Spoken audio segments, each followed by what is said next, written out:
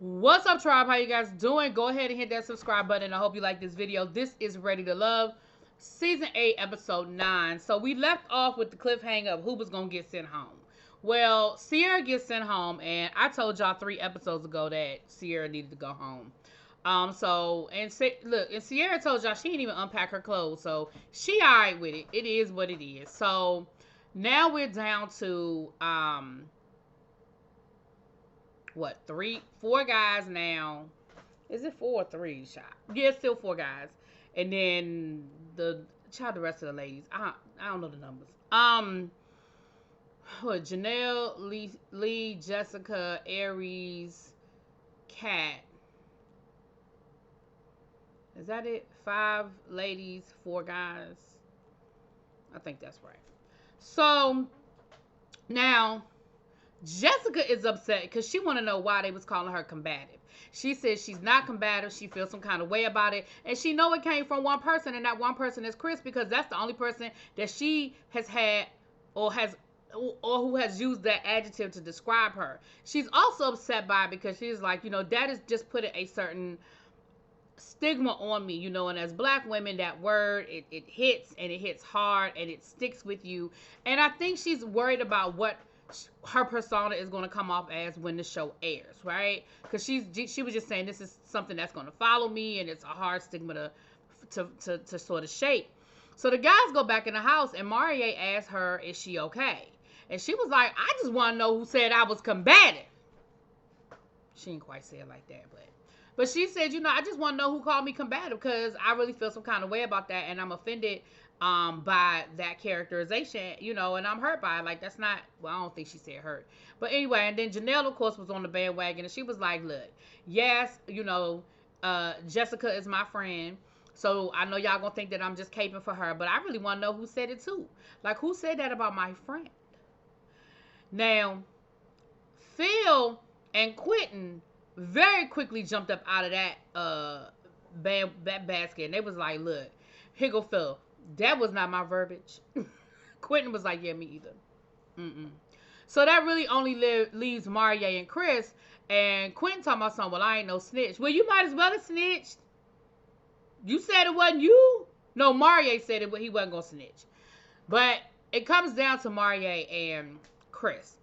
Marie is like, I need to talk to Jessica because, she's my top connection. Now, I feel like these top connections flip around more than a game of musical chairs, okay? I can't keep up with who's and what's around here.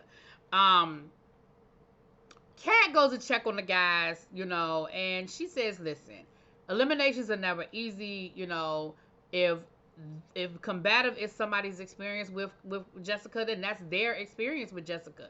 Like, she can't get mad because that's how somebody feels, or that's what somebody took away from their experience with her. But Marie was like, yeah, I'm going to need to go ahead and holler at her because I don't want this to sort of fester.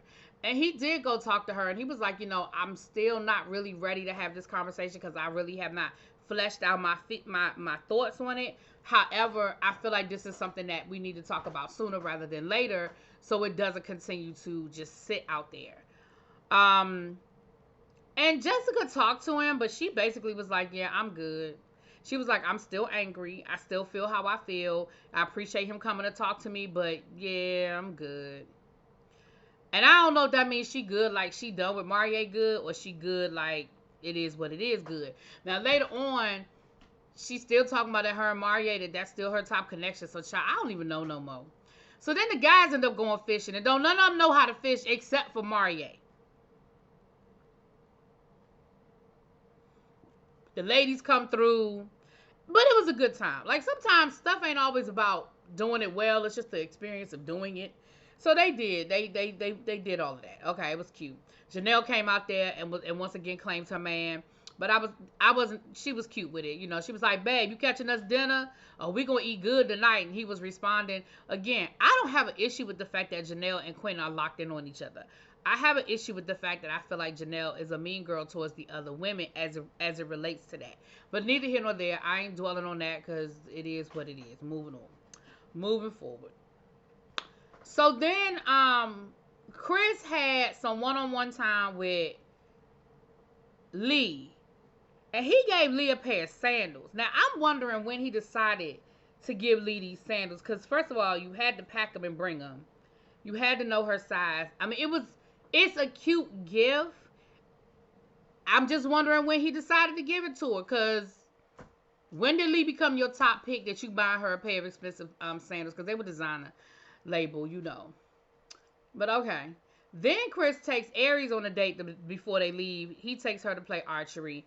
And Aries' thing was, look, Phil was very clear. Like, his whole time here, he was zoomed in on me, and he was focused on me. And I'm cool with that. Like, of course, obviously, I appreciate the fact that he's focused. And this is where, you know, he knows this where he wants to be or whatever. But, you know, I mean, I need to see what everybody else is talking about. So she did have a good time with her date with Chris, but, you know, I don't know. And Chris was like, you know, I just think that I could provide the life for Aries, the kind of lifestyle that she wants. And I'm like, maybe, but is it always about that? I don't know. Moving on. I mean, I guess it is depending on where you are in your life, because at this point in my life, I mean, that's a big part of it, is a lifestyle. So, I mean, I'm not mad at Aries about it. I'm not looking down on Aries about it. I'm just questioning where these, I mean, we're in the 9th hour. Like, it's one episode left. You know, and so we got back after the trip, and Aries went on a date with Phil. And that's basically what she said. She said, listen, you have been intentional, and I can respect that. You've been very intentional in dating me and focused on me. She was like, but we really need to peel back the layers. Like, we really need to dig deep. We need to move past what's your favorite color. And, you know, so they had that conversation. I was locked in on Aries and Phil. I thought they really had a connection. I'm not so sure at this point. I think Aries, because like Aries said, I like you. Like, that's not in question. What's in question is it enough to sustain? Do we have enough past the attraction to sustain a long-term / maybe marriage type relationship? She was like, you have kids, I have kids, finances. Like, we got to have some hard conversations, and we just kind of been, you know, pussyfooting around it a little bit. Marie and Kat talk. At this point, I just feel like everybody is just trying to say what the other person wants to hear to stay in the game. I'm just being real about that. And I don't think that these are bad people. I don't think Kat's a bad person or Marie is a bad person. I just don't know if they really have a real connection, or if they still, again, the season is almost over, and, you know, he giving her amethyst, and they talking about their beliefs and their spirituality and stuff, child.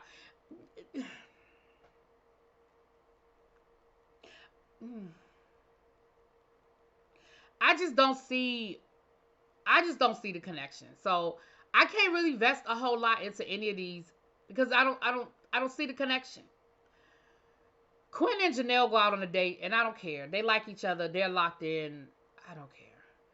One thing Janelle said that did make me a little nervous, when she was like, I just need to make sure that I can provide what he wants. And I'm like, at this point, you should know whether you have that, and whether you can provide it. But the way it came off to me, may not be the way she meant it, but the way it came off to me was almost like she's serving him, and she wants to make sure that she's ready to serve him. And that may not be how she meant it, but that's how I heard it. The ladies go into the lounge, and look, at this point, they sending Chris home.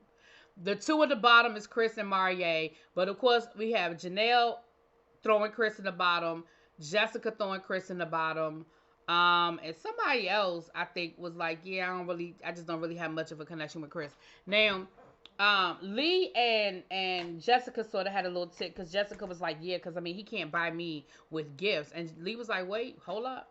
I mean, what you trying to say? Like, I feel like that was a jab thrown at me, because he bought me them sandals, and I told y'all he bought me the sandals. Like, I just feel, and she was like, and you know, Lee was like, that's not directed at you, but it kind of was.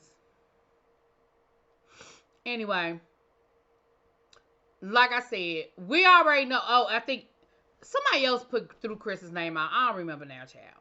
But yeah, we pretty much know what it is. Chris and Marie are in the bottom.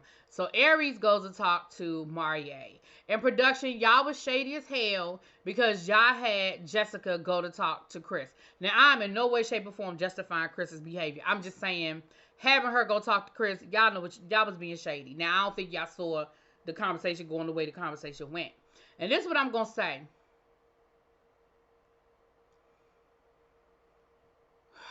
Chris and Jessica's conversation was heavily edited. I'm not defending his behavior at all. But the reason why I say it was heavily edited is because the way you can see the way it's cut. Like when she says, and we decide you're not ready to love, and then you can tell that something was cut out between you're not ready to love and him cussing her ass out. I just don't, again, I still feel like he was wrong for talking to that woman like that. I mean, he cussed her out. He was like, F you, you don't know me, F you, and F, you know, you can go to hell, whatever.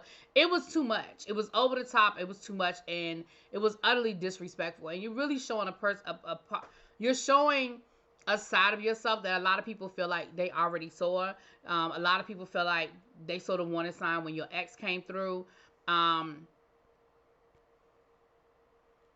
I do feel like you were way too comfortable with talking to that woman like that. But I do feel like we missed some of that conversation. But again, I'm not going to justify or defend the language and the fact that you were very, very... Now, you want to talk about combative and aggressive. And Chris, you were wrong, in my opinion. But y'all, Chris gone. Okay? So that leaves us, next week is the Meet the Family Challenge, and then I guess they're going to do their final picks. I feel like Aries and Phil are going to walk off together. I don't feel like it's going to last, but I feel like they're going, especially since Chris is gone, child. Aries and Phil are going to walk off together. Janelle and Quentin are going to walk off together. And Maria going to probably walk off with, hell, I don't even know at this point. Maybe Jessica? I don't know. But that is pretty much what it is, y'all. I'm really ready for this season to be over. These seem like most of these people seem like really nice people, but there just was no love connections in this group. There was no chemistry in this group. And so it made for a very blah season for me. Let's see what the second round of Dallas people are giving. And then I already told you, I feel like this show needs a full revamp. The concept is still cool, but I just think we need to change up what we're doing. It is predictable. Anybody who has watched the show, we know what's going to happen. We know what y'all are going to do, the curveballs and all that. Like, y'all need to, like, y'all really need to sit down and come up with something new that we haven't seen. Because even if there's no chemistry with the couples, you mixing up what we normally see would help as well. Anyway, that's my 2 cents. I will talk to y'all later. Peace.